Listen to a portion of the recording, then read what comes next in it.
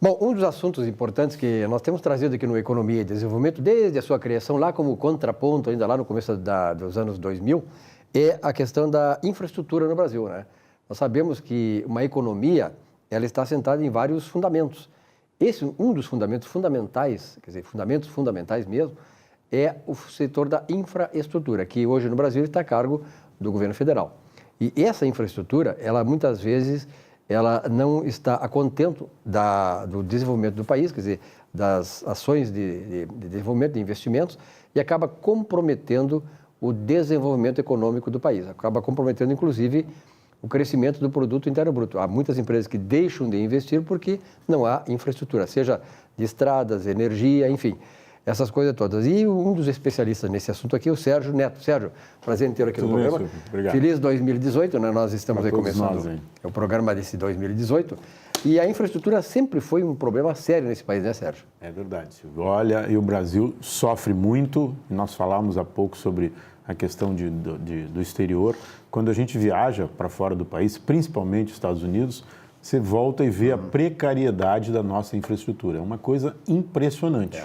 Né? Os governos alegam que não tem recurso, concedem as estradas, mas os contratos muitas vezes não são muito bem feitos, né?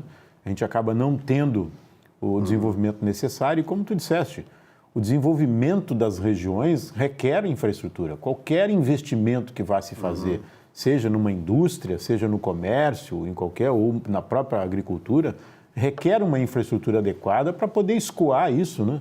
Poder chegar, poder sair. E nós vivemos isso aqui no Rio Grande do Sul assustadoramente, né? Porque o Rio Grande do Sul não tem uma infraestrutura adequada. Se você vai a São Paulo, já conhece uma infraestrutura melhor. Várias alternativas, estradas duplicadas, quadruplicadas, né? Então, tem uma infraestrutura maior, apesar de São Paulo ser um país dentro de um país, né? Então, nós sofremos muito. Além disso, como tu disseste, a questão não só de estradas, né, rodovias, mas também a questão de energia. Nós temos uma deficiência, agora no verão sofremos muito com isso também, né? O país sofre com isso, mesmo com o horário de verão e obtendo uma economia, muitas vezes não é suficiente.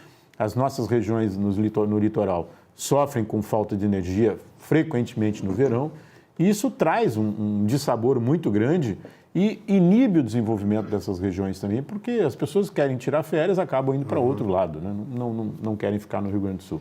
Pois é, essa questão da infraestrutura, o Sérgio tocou muito bem nesse ponto aí que nós, em geral, o setor público é o responsável diretamente por isso, né? Tem organismos diretamente envolvidos nisso, tem recursos para isso.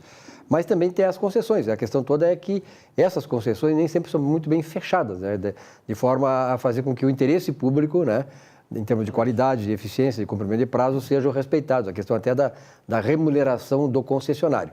Bom, uma outra questão, essa sim é fundamental, é a questão de nós sabermos qual o tamanho do Estado que nós queremos. Quer dizer, nós temos que chegar à conclusão, os funcionários públicos, por exemplo, têm que entender o seguinte: se eles estão hoje sem receber, estão recebendo parcelados, é porque acabou a fonte. A fonte não é inesgotável, o Estado não pode tudo e nem deve tudo. Em qualquer país desenvolvido é isso. No Brasil se criou um mantra, né, Sérgio, de que o Estado tem recursos inextinguíveis, infinitos, e aí isso começa a se explorar e chegamos a um ponto, agora em 2017, que se viu, né, a falência do setor público, a partir das finanças públicas que estão fragilizadas. Então, nós temos que repensar, o Estado não pode tudo, não deve tudo, nós temos que privatizar e fazer com que o Estado seja forte. Por exemplo, eu sempre defendo a infraestrutura: saúde, educação, segurança e infraestrutura. Esses 4 pontos. O resto, banco público. Por que tem banco público? Tem empresa de mineração? Não tem porque deixa para a iniciativa privada. E aí fortalece o setor público onde ele tem que ser forte.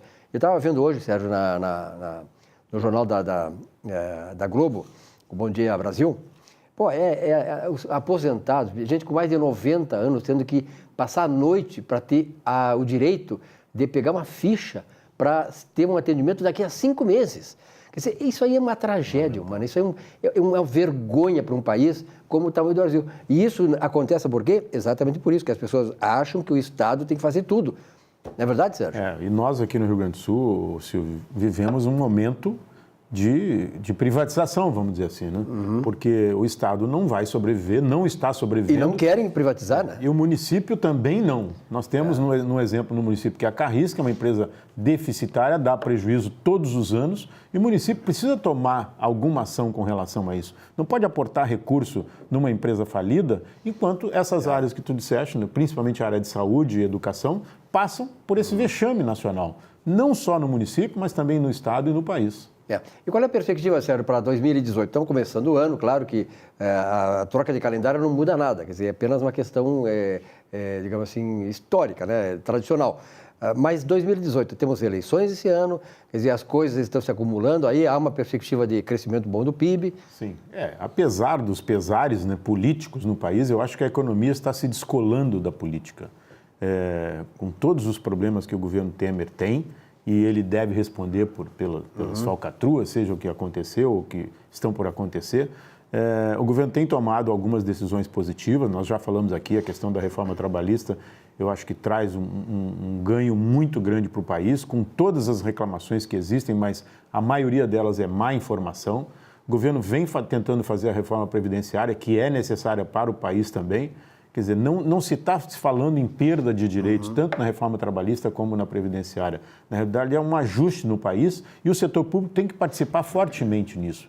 Porque essas corporações é que sangram as finanças do país. E nós precisamos, né? O país precisa corrigir isso. Não é mais possível. Então, a economia descolada da política vem no final de 2017, já deu uma caminhada boa. Nós esperamos que agora em 2018 também tenhamos algumas modificações.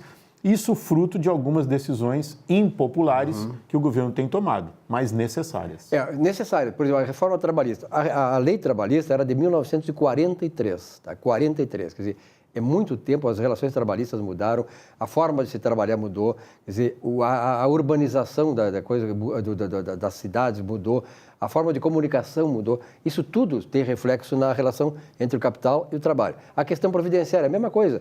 Eu até, Sérgio, digo o seguinte, abstraindo-se o fato de ter ou não déficit na Previdência Social, é necessário um ajuste anual, trianual, quinquenal da Previdência Social. Todos os países fazem isso. Se não fizermos isso, tanto na reforma trabalhista quanto na previdenciária, na trabalhista nós vamos fazer com que haja cada vez mais desemprego, porque eu, por exemplo, como empresário, eu não vou contratar alguém que depois vai me botar na justiça, né, por coisas indevidas, coisas criadas, enfim. Fantasias, furos da lei, né, porque eu vou ter prejuízo. Então, isso, grande parte do desemprego que há no Brasil é fruto disso. A questão previdenciária é a mesma coisa. Quer dizer, daqui a pouco, você que é aposentado, quer se aposentar, não vai ter dinheiro para receber, se não fizer essa reforma da Previdência. Quer dizer, são coisas inadiáveis. E aí tu colocaste muito bem. O Temer pode ser isso, aquilo, vai pagar pelo que fez, pelo que não fez, sei lá, isso é questão da área judiciária, mas do ponto de vista de condução do país, ele está certo. Ele está fazendo o que Itamar Franco fez em 90, no começo da década de 90, que ele deixou Fernando Henrique como ministro da Fazenda e ele conduziu a economia, fez o Plano Real, que até hoje, graças a Deus, ele nos livrou daquela inflação de 80% ao mês que nós tínhamos e o Brasil teve um novo rumo. Então, é importante, é fundamental essas reformas. Não tem como sair delas. E nós precisamos, o país precisa criar uma nova cultura, principalmente nessas corporações públicas, né? Começando do judiciário também. O próprio judiciário tem um peso muito forte nessas corporações, para que o país sobreviva ou saia dessa inércia e possa haver uma distribuição de renda melhor. Assim como tu falaste, nós temos hoje uma expectativa de vida maior. Então, há necessidade de uma reforma previdenciária, sim, porque, como tu disseste, não tem dinheiro para pagar. E o grande problema desse país vai ser a judicialização de tudo. Até hoje, a economia os economistas, os pensadores da economia não conseguem fazer economia, porque o judiciário está fazendo política econômica. Eu li outro dia uma matéria do presidente da Júris aqui defendendo, né, a manutenção de privilégios. Presidente da Associação dos Juízes do Rio Grande do Sul. Quer dizer, na Zero Hora botou um artigo defendendo a manutenção dos privilégios deles. Porque enquanto eles têm esses privilégios, o judiciário tem esses privilégios, o governo não tem dinheiro para pagar bem aquela massa de trabalhadores que ganham muito mal.